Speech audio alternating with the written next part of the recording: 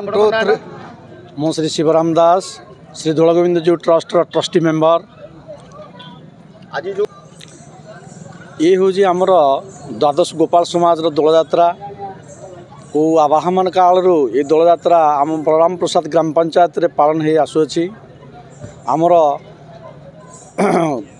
गड़साही रे आमर ठाकुरंकर मंदिर अवस्थित सही मंदिर आमर दशमी दिन फगु दशमी फगु पूजा हुए एवं से दिन ठार पूर्णिमा पर्यंत बलराम प्रसाद जो पड़ा ग्राम अच्छी 12टी जाक पड़ा साही रे ठाकुर प्रत्येक दिन चाचेरी खेल खेली ठाकुर को भोग खाଇବା सहित ग्रामवासी माने समस्ते महा आनंद और आडंबर रे ठाकुर को वंदापना कार्यक्रम करती एवं आज श्री बड़बेहरांकर पाटना स्थित घर ठारू प्रोसेसन महा आडंबर रे बाहरी बलराम प्रसाद ग्राम पंचायत रे ठाकुर यात्रा महासमारोह रे पालित होउछि।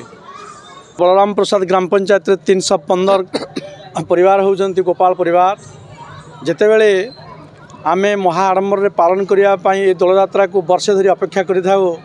फाल्गुन मास आसिले आम मन रे अनेक आनंद उत्साह सृष्टि हुए। तेणु ये गोपाल समाज महा आडंबर रे ये यात्रा को पालन करी आमे खुशी अनुभव करिथाउ। एवं आमर भगवान श्रीकृष्ण होउछन्ति आमर कुलदेवता। तेणु तांको आमे चाचेरी खेल करिबा एवं यात्रा करिबा होउछि आम मन रे जो आनंद थाए।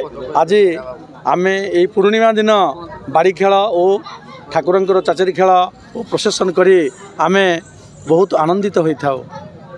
मो श्री भरत चंद्र राउत दोल गोविंद जीवर ट्रस्टी मैनेजिंग ट्रस्टी। आज आपनको जो एडी आमर हूँ पूर्णिमा प्रत्येक फगु दशमी आरंभ हो पूर्णिमा पर्यंत आमर प्रत्येक चले धूमधाम चले।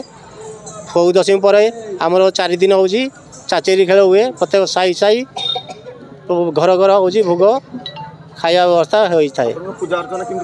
पूजा अर्चना होम यज्ञ यही टाइप सब हुए। साई साई प्रत्येक घर घर हूँ भ्रमण करती आम श्री गुरु मंदिर जीव समस्त बेहरा मान को नहीं आम ये सब 7 बेहरा मान को नहीं ये सब संस्था आमर चली पूर्वपुरुष यही संस्था आमर चली। मो ना बसंत कुमार बेहरा बलराम प्रसाद ग्राम पंचायत अधिवासी। तेणु आमर आवाहन दोल यात्रा पूर्णमी ये अनुष्ठित होची। ये चारिपाख ये इंडस्ट्री एरिया अच्छी। तेणु बहुत लोक ये आसी समागम होती यात्रा हुए।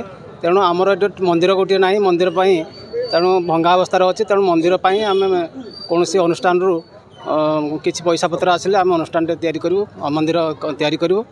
तेणु ग्रामवासी ये खुशी बहुत अच्छा। तेणु सरकार तरफ जदि किसी साहाय्य मिले ताले ये भी आउ टिके उन्नत धरणर हम। तेणु आम ये जो आखपाखे बहुत लोक अच्छा एरिया बहुत जनबहुल एरिया। तेणु जदि मंदिर टी हम कौन अनुष्ठान कौन फंड जदि सरकारी साहाय्य मिले तेणु समस्ते आम उपकृत हो। ग्रामवासी बलराम प्रसाद ग्रामवासी उपकृत हे।